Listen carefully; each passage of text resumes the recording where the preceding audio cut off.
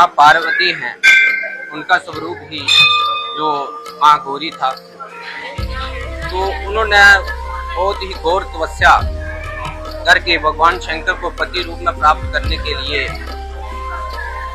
अन्न जल का भी त्याग कर दिया था। हजारों वर्ष उन्होंने मतलब पूजा अर्चना उपासना की भगवान शंकर को पति रूप में प्राप्त करने के लिए। जेके मीडिया देखने वाले सभी दर्शकों को और सभी भक्तों को जय माता दी, जय चीची माता जी की, जय मां महागौरी जी। तो आज शारदीय नवरात्रों का 8वां नवरात्र है, यानी आज दुर्गा अष्टमी है। तो आज हम एक बार फिर से मां चीची माता जी के दिव्य दरबार में हैं और यहाँ से आपको अष्टमी के पर्व पर मां चीची माता जी के दर्शन कराएंगे, मां महागौरी जी के दर्शन कराएंगे और उसी के साथ पुजारी जी से जानेंगे कि क्या कुछ महत्व है 8वें स्वरूप का, क्या कुछ विधि है, क्या कुछ भोग लगाया जाता है। क्योंकि हमने हर नवरात्रे के हर स्वरूप की अगर बात करें माता रानी के, तो हमने हर स्वरूप के बारे में आपको बताया है।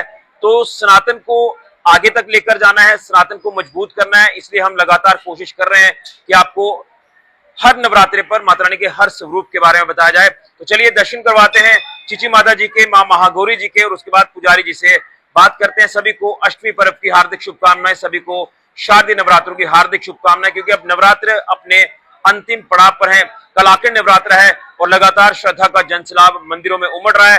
खासतौर पर चीची माता जी के मंदिर में भव्य जनसैलाब हम कह सकते हैं, श्रद्धा का जनसैलाब कह सकते हैं, जो इस बार हमें नवरात्रों में देखने को मिला। और भव्य सजावट, हर तरह के जो इंतजाम है वो बड़े ही बेहतरीन तरीके से किए हैं। तो चलिए दर्शन करिए माँ चीची माता जी के और माँ महागौरी जी के।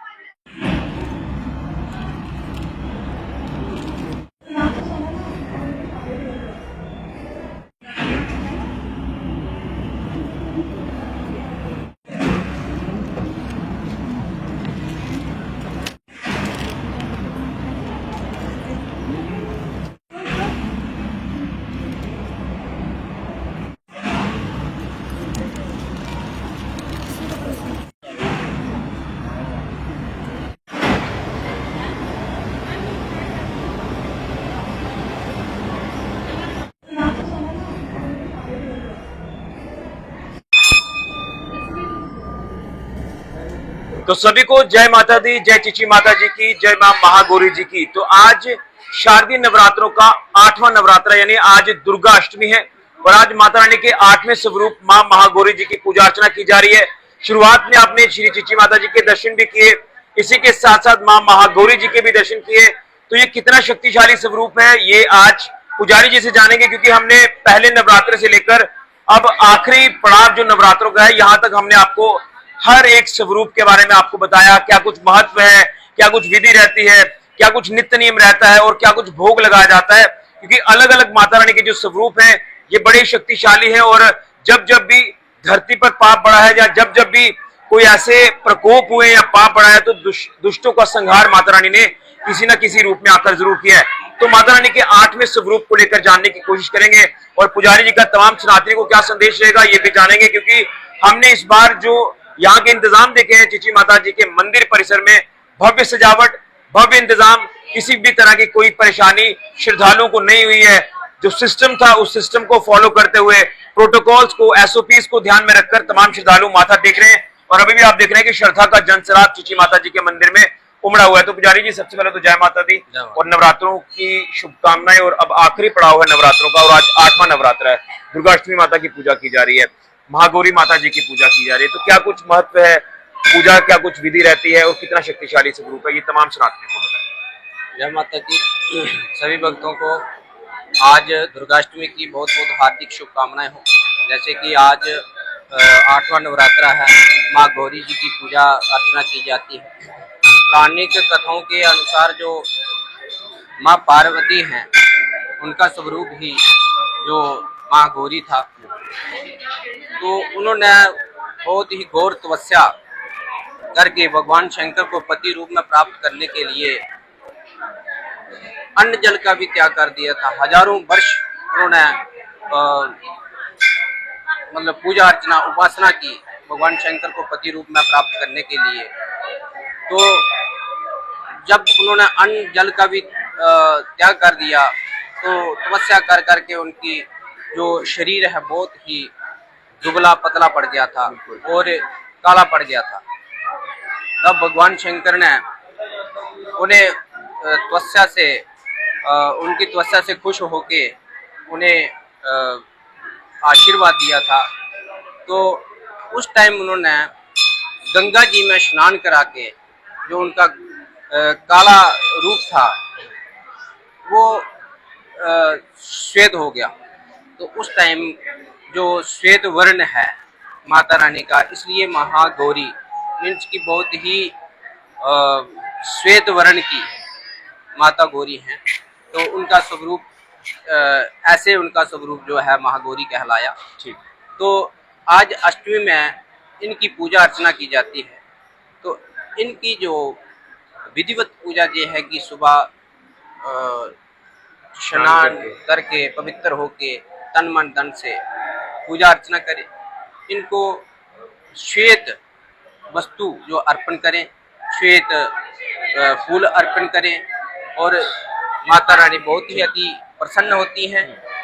और जिन बच्चों के, लड़कियों के या लड़कों की शादी विवाह नहीं होते हैं, महागौरी की पूजा करें तो बहुत ही शीघ्र उनके जो विवाह के संयोग हैं वो बनते हैं। तो क्या कुछ भोग, आपने कहा कि श्वेत ही भोग लगाया जाता है, तो अब मैं जानूंगा कि कल नवमी है और शाक माता भी कल विसर्जन होना है, तो एक उसका शुभ मुहूर्त क्या है ताकि सभी को ये क्लियर हो जाए। जैसे कि जो भक्तजन है बहुत ही असमंजस में पड़े हुए हैं कि हम शाक कब विसर्जन करें, क्योंकि कल तो 10 दिन हो जाएंगे, ऐसा उनको असमंजस में पड़े हैं। तो ऐसा है कि कल जो नवमी तिथि शुरू होगी तो सुबह आप सूरज उदय होने से पहले ही जो साग है उसका विसर्जन कर सकते हैं। हमारे शास्त्रानुसार जो 10वां दिन लगेगा वो सूरज उदय होने के बाद लगेगा, क्योंकि सूरज उदय जब होगा तो उसके बाद बुधवार का दिन लगेगा। आप सूरज उदय होने से पहले ही जो साग विसर्जन करें। तो पंडित जी, जो कई लोग अष्टमी पर कंजक पूजते हैं, जैसे हमने भी अष्टमी पे पूजी है, कुछ कारण होते हैं, तो हमने तो आज ही किया, तो वो सही किया आज ही विसर्जन करना। देखो, अष्टमी और नवमी में 2 दिन कंजक पूजन किया जाता है और 2 दिन ही जो साग विसर्जन की जाती है। तो जो अष्टमी पूजने वाले हैं उन्होंने आज साग भी विसर्जन किया है और कंजकें भी दी है। जो नवमी को पूजन की करते हैं वो नवमी के दिन ही, कल के दिन ही साग विसर्जन भी करेंगे और कल के दिन ही जो कंजक पूजन करेंगे। तो भक्तों को क्या संदेश रहेगा, क्योंकि इस बार श्रद्धा का जनसैलाब हमें चीची माता मंदिर में देखने को मिला है। व्यवस्थाओं को लेकर भी काफी प्रसन्न नजर आए तमाम श्रद्धालु, हर तरह की व्यवस्था, लंगर, खाने पीने की व्यवस्था, ये स्टॉल्स की व्यवस्था, मैनेजमेंट ने इस बार जो वो हर एक तरह का एफर्ट लगाकर इन नवरात्रों में दिखाया है कि अगर एफर्ट लगाया जाए तो हर कार्य संपूर्ण होता है। ये तो हमारे चीची देवी परिषद में जो हमारी मैनेजमेंट कमेटी है, इन्होंने बहुत ही अच्छा करके दिखाया है। प्रधान साहब का बड़ा एक रोल देखने को हमारे मिला, कपिल महाजन जी का। प्रधान साहब हैं कपिल महाजन जी, उन्होंने बहुत ही अच्छे तरीके से जो सुविधाएं हैं भक्तजनों को दी हैं। क्योंकि प्रधान जी पहले नवरात्रे से ही लगातार उन्होंने खुद मेहनत करके भक्तों की सुविधाओं के ऊपर ध्यान दिया और भक्तों को जो सुविधाएं मिलनी थी वो मिली भी हैं।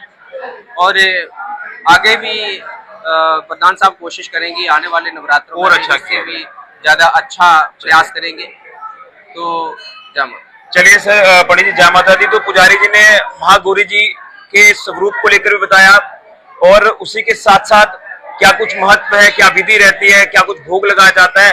तो मैं यही कहूंगा कि थोड़ा सा समय भगवान के लिए, माता रानी के लिए जरूर निकालें। एक पॉजिटिविटी आती है, नेगेटिविटी दूर होती है। और पवित्र नवरात्रे चल रहे हैं, तो मैं यहाँ देख रहा था कि जो किसी कारण से मंदिर नहीं आ पाते वो भी इस बार मंदिर आए हैं और यहाँ का जो माहौल था वो भी एक मैं ये कह सकता हूँ कि बड़ा ही एक पवित्र धार्मिक माहौल हमें देखने को मिला। तो अब आखिरी पड़ाव है नवरात्रों का और कल आखिरी नवरात्रा है, कल नवमी है और उसके बाद परसों दशहरा है। तो उससे पहले जो भी मंदिर में अभी तक नहीं आए हैं वो माता रानी के दर्शनों के लिए जरूर आए, माता रानी का आशीर्वाद प्राप्त करें और माता रानी आपके बिगड़े कार्य संपूर्ण करें। दुख तकलीफों से, रोग बीमारियों से, कष्ट क्लेशों से आपको राहत मिले, यही मैं माता रानी से प्रार्थना करता हूँ। तो माता रानी के 8वें स्वरूप का आज इस तरह पूजन किया जा रहा है। तो अष्टमी की आपको बहुत बहुत शुभकामनाएं, नवरात्रों की बहुत बहुत शुभकामनाएं। तो आपने चीची माता जी के दर्शनों के साथ साथ मां महागौरी जी के भी दर्शन किए। सभी को जय माता दी। ऋषि खजुरिया, जेके मीडिया के लिए जय माता दी।